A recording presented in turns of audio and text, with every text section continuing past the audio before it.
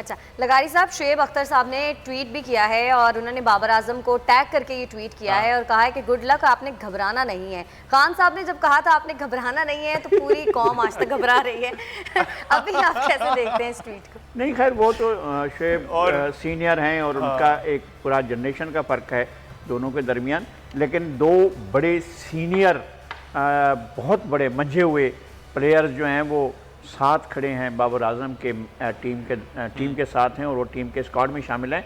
शुएब मलिक और दूसरे हफीज़, इनके होते हुए उनका मॉरल इतना हाई रहेगा, इतना ज़बरदस्त रहेगा कि वो टीम को खिला सकेंगे। उन्हें ये यकीन होगा कि उसके साथ दो बेहतरीन मशीर साथ खड़े होंगे जो उनको बार बार साथ लेकर उनके फैसलों को और ज़्यादा बेहतर बनाने के लिए उनके इस तरह की सूरत हाल कोहली के साथ नहीं है।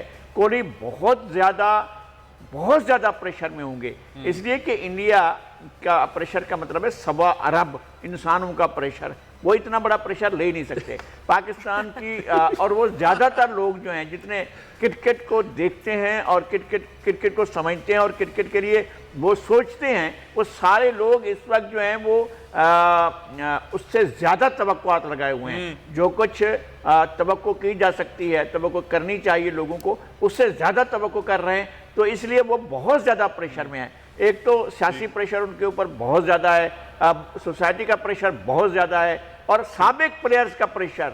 गावस्कर जो है वो ये कहते हैं कि हलवा नहीं समझना है। हाँ। ये टीम जो आगे आपके साथ खड़ी हुई है, जिसके सामने आप मुकाबला करने जा रहे हैं, ये बहुत बड़ी चीटों की टीम है, ये बहुत बड़ी टीम है और ये आपको बहुत ज़्यादा टफ टाइम देगी। तो ये बात भी मौजूद है कि सीनियर खिलाड़ी भी उस तरह से वो उनके साथ इस तरह नहीं है, इसलिए कि वो चीज़ों को दूसरे अंदाज में देख रहे हैं। फिर इस टीम का जो कॉम्बिनेशन है पाकिस्तान टीम का, वो बहुत ज़्यादा किरदार अदा करेगा।